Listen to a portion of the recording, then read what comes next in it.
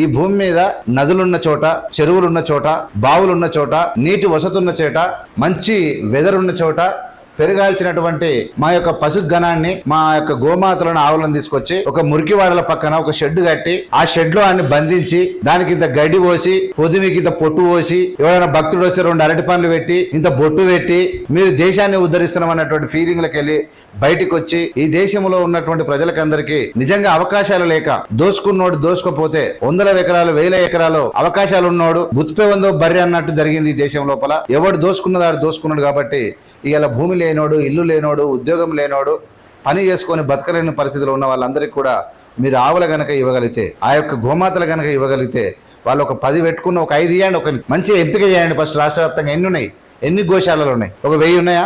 1000 గోశాలల్లో ఎన్ని లక్షల ఆవులు ఉన్నాయి? ఆ ఆవులను రైతులను ఎంపిక చేయండి, రైతులకు ఇచ్చేసేయండి. అక్కడ సేంద్రియ వ్యవసాయం జరుగుతుంది, ఎరువు వస్తుంది, ఆరోగ్యకరమైన పాలు వస్తుంది, గోమాతల యొక్క ఆయుష్ పెరుగుతుంది, ఆరోగ్యం పెరుగుతుంది. ఇవన్నీ అర్థం కాక కొత్త ట్రెండ్ ఏర్పాటు చేసి వాడు ఆవు తింటుడు ఇలా చచ్చిపోతున్నాయి. ఇది చూడండి, రాజన్న కోడల మృত্যు గోశాలలో ఆగని మరణాలు. తాజాగా 5 కోడలు మృతి. నేనేమంటాను అంటే గోశాలలో వచ్చి ఒక 10-20 ఏళ్ళు అయ్యింది. 10-20 ఏళ్ళ నుంచి గోశాలలో ఉన్నటువంటివి చనిపోలేదా? మరి చనిపోతే అవి ఎక్కడ పోయినాయి? చనిపోయిన ఆవులను ఏడేసి అంటే గుట్టు చప్పుడు కాకుండా పడేసి వస్తారు. అంటే ఎంత కకృతి మనుషులు ఈ భూమి మీద ఉన్నారు మీరు చూడండి. చనిపోయిన గోమాతలను తీసుకుపోయి ఎవరిని కనబడకుండా పడేస్తారు, లేదంటే గుంత తీసి పెడతారో ఏం చేస్తారో తెలియదు. కానీ అదే చనిపోయే ముందు వాటిని తింటే కడుపు మంట మండుతా ఉన్నది చాలామందికి.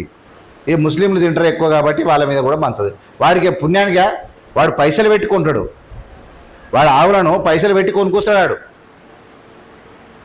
డబ్బులు పెట్టి వీళ్ళు అడ్డం తలిగి వాళ్ళని కొట్టి ఆ పైసలు వాడు ఏం చేస్తాడంటే కనీసం 40,000కు తక్కువ రాదు ఆవు. 40,000 రూపాయలు పెట్టి ఒక ఆవుకు 40,000. ఆవు అంటే ఆవులు కాదు, దూడలు, ఎడ్లు. ఆవులను ఏమంటారంటే మంచి పాలిచ్చి వ్యవసాయానికి ఉపయోగపడి ఆరోగ్యకరమైన ఆవులు ఎవ్వడు అమ్మాడు. ఏజ్ అయిపోతుంది, ఒక 10 ఏళ్ళు 15 ఏళ్ళు అయినాక ఏజ్ అయిపోతుంది. ఏజ్ అయిపోయిన వాటిని ఏం చేస్తారంటే అమ్మేస్తారు. కొంతమంది ఇక తల్లి చనిపోయాము దూడ ఎందుకు అనుకుంటే ఆ దూడను కూడా పెంపకానికి పెడితే అంటే చిన్న వాటిని కోయకుండా కోసి తింటుంది. ఒక కన్స్ట్రక్షన్ పెట్టండి, ఏజ్ అయిపోయింది, ఒక ఆవుకు ఒక ఏజ్ పెట్టండి, ఒక 15 ఏళ్ళు అయిపోయిందా దాని తర్వాత కోసుకోండి అని చెప్పండి. అట్లా చెప్పకుండా వాడు 40-50 వేలు పెట్టి ఆవును కొండి ఆ డీసీఎంలలో వేసుకొస్తే అడ్డం తలిగి ఒక 20-50 ఉన్నాయి అనుకో, ఎన్ని అయితే కనీసం 5 లక్షలు పెట్టి ఆవులు తెచ్చారు అనుకో, అన్ని గుంజుకపోయి అనలేస్తారు పైసలు పెట్టి తింటుంటే. కానీ ఈ గోశాలలో చచ్చిపోని, కానీ పక్కోడు తినొద్దు. ఈ కాన్సెప్ట్ ఎందుకు? మీకు ఏమవసరం అంటే మంది సొమ్ముల కాడ మాది పెత్తనము. ఆవు పెంచినోడు నువ్వా? కాదు. ఆవు పెంచినోడవా? నువ్వు గడ్డి వేసినోడవా? పెండ తీసినోడవా? వాడేదో పెంచుకొని వాడేదో బతికి వాడేదో అమ్ముకుంటే వీడు కొనుక్కున్నాడు. నువ్వు పోయి మధ్యలో కొండపోయి వేరేవానికి ఆ ఆపి అన్న కొడతారు, అయిపోయి. ఇది మేము వీరులమని ఫీల్ అవుతారు. ఇది ఎంత పాపం అంటే మళ్ళా ఈయనకి సంబంధం లేదు. ఈయన ముఖానికి పక్కింటోనికి దండం పెట్టాడు. మనుషులుగా చూడాడు. వీడేం చేస్తాడంటే నేను గోవదా, నేను ఆవోదా, ఈవోదా అని చెప్పి బిల్డప్లు ఇస్తారు. వీళ్ళ మొత్తం చచ్చిపోతా ఉన్నాయి. కోడల మృతి ఆగుతాం లేదంట. 5 రోజుల్లోనే 23 చేరిందంట సంఖ్య. ఏడవైరు ఇస్తారు కూరక్షకులు ఏడవైనారు. మరి మీరు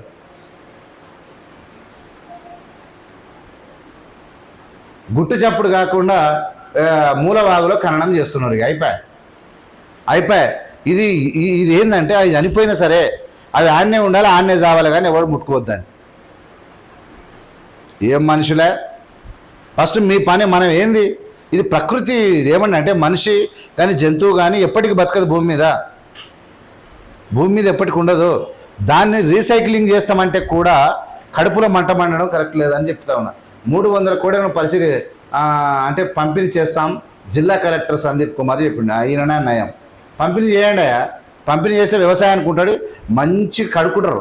ఏం చేస్తారు తెలుసా? రైతు మంచి ఒక ఎత్తైన ప్రాంతం చూస్తారు. మేము ఏం చేసేదంటే ఇప్పుడు మా ఇంటికి కొంచెం పక్కన దూరంలో పెద్దగా 100-200 గజాల స్థలం చూసి అందులో ఏం చేశారంటే నీళ్లు రాకుండా మొరం కొట్టేది బండ్లతోని. మొరం కొట్టి ఎత్తైన ప్రాంతం చేసి మధ్యలో ఫస్ట్ సాలుగా గుంజలు వాతి, మళ్ళీ దాని కింద సైడ్కు చిన్న గుంజలు, ఇక్కడ సైడ్కి చిన్న గుంజలు, వర్షం వస్తే పడకుండా ఇట్లా పెద్ద కుట్టం వేసి నీట్గా గుంజలు పెట్టి ఎండ కొట్టినప్పుడు చల్లగా ఉండేది. అందులో గుంజలు వాతి మళ్ళీ దాని తర్వాత మంచి రాళ్ళతోని ఇట్లా ఏమంటారు దాన్ని దరిగట్టి అందులో మంచిగా ఎండ కొడుతుంటే వాన కొడుతుంటే మంచిగా గడ్డి తెచ్చి పెడితే అన్లేసి మంచిగా అయితే వాన పడుతుంటే కూడా హాయిగా మేసి పండేది. వానకు వెళ్ళి బయట పడకూడదు, పెద్ద కూటం ఎండాకాలం వానకాలం రక్షించడానికి. మళ్ళీ కరెక్ట్ 9 గంటలకే నైట్ వేసాం అనుకో, 9 గంటలకు పాలు పిండి అన్నీ చేసుకొని 9 గంటలకు ఇడిచేది. మళ్ళీ 9 గంటలకు ఇడిస్తే మంచిగా పోయి బయట కొద్దిసేపు నడుచుకుంటూ పోయి ఆడ తీసేది. ఎండాకాలంలో ఉంటే పచ్చుకుని ఎండ కొట్టి 6 వరకు పడుకొని మళ్ళీ వేసిపోయి మంచిగా మేసుకుంటూ పోయేది. ఎప్పుడు 2 గంటల వరకు, 2 గంటల వరకు మళ్ళీ 1 అవర్ గ్యాప్ మళ్ళీ తీసుకొచ్చి కట్టేసి తిని మేము కూడా రెస్ట్ తీసుకొని, అంటే మనోళ్ళంతా రెస్ట్ తీసుకొని మళ్ళీ గడిచేది. అట్లా కొన్ని వందలు గొర్రెలు, బర్రెలు, మేకలు, ఆవులు ఇవన్నీ పెంచి చూసిన వాళ్ళమే. ఏందో కొండపోయి అందులో పెడితే ఒక్క రోగం తగిలితే అన్నీ చచ్చిపోతాయి. దాన్ని గోశాల అంట, పాఠశాల అనుకున్నారా? మనుషులు అవి అందులో పెడితే ఏం చేయాలని అర్థం కాక దాన్ని జీవితాలను ఆగం చేసి కూర్చుంటా ఉన్నారు. ఒకటి కామెంట్ పెట్టిండు నాకు ఇలా. ఏమని కామెంట్ అంటే, గోవులు కాబట్టి పాలిస్తాయి కాబట్టి గోశాల చేసుకుంటారు, కానీ వృద్ధాశ్రమంలో ఉతులం కూడా చేసుకొని. నేను ఏమంటున్నట్టే ఒకటి చెప్తా ఉన్నా, వృద్ధాశ్రమం పంచుతుంటే పంచండి, దానికి సంబంధం లేదు. వృద్ధాశ్రమంలో ఉన్న వృద్ధులను కూడా మీరు తీసుకుపోండి అని అంటే పంచండి. ఎట పంచుతారో మనుషులకు వేరు. వృద్ధాశ్రమం ఎప్పుడు నడవలేని స్థితిలో ఉన్నప్పుడు ఆశ్రమం వాళ్ళకు. వృద్ధాశ్రమం ఎప్పుడైంది?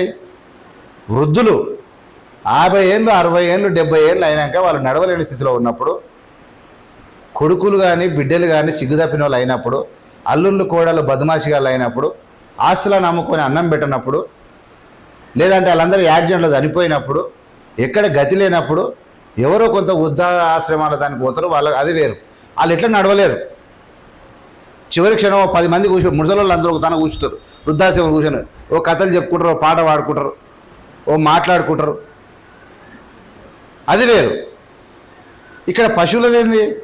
వాటి ఆరోగ్యము, వాటి తినడము, అవి బతకడము, ఆరోగ్యంగా ఉండడమే పశువులకు ఇంపార్టెంట్, అంతే. ఇంకేం లేదు అవి చేసేది. అవి పునరుత్పత్తి చేయాలి, అవి ఆరోగ్యంగా ఉండాలి, అవి సమాజానికి ఉపయోగపడాలి. అది వేరు, ఇది వేరు. వృద్ధాశ్రమానికి దీనికి ఏం సంబంధం లేదు. విధవా వాడు కామెంట్ పెట్టిండు. ఇది పరిస్థితి. 300 కోడలను పంపిణీ చేస్తామని చెప్పిండు. పంపిణీ కాకుండా మొత్తం ఎక్కుంటే గవర్నమెంట్కి ఆదాయం కావాలనుకుంటే కొంచెం ఎంతనో కొంత ధర పెట్టి ఇచ్చేసేయండి, ధర పెట్టి పెంచండి. అగో ఎట్లా మన నీళ్ళు ఎట్లా బురద ఎట్లా వర్షం పడ్డది నిండా బురద. చూడు ఎట్లాగానే పడుతుంది చూడు. ఈ బురదలు ఏమిటి చచ్చిపోయినాయి చూడ కోడలు, పెద్ద పెద్ద కోడలు చచ్చిపోయినాయి. ఇది పరిస్థితి. 18 ఎన్ని చచ్చిపోయినాయి? తాజాగా 23 చచ్చిపోయింది. 5 రోజుల్లోనే 23 చచ్చిపోయినాయి. తెల్ల పెద్ద కోడలు. ఇదంతా తెలుసా? 50 లక్షల రూపాయలు ఉంటుంది. 50,000 నుంచి 1,00,000 రూపాయలు బయట. దానికి అర్థం లేకుండా చేస్తున్నారంటే అర్థం తప్పిన సన్నాసులు.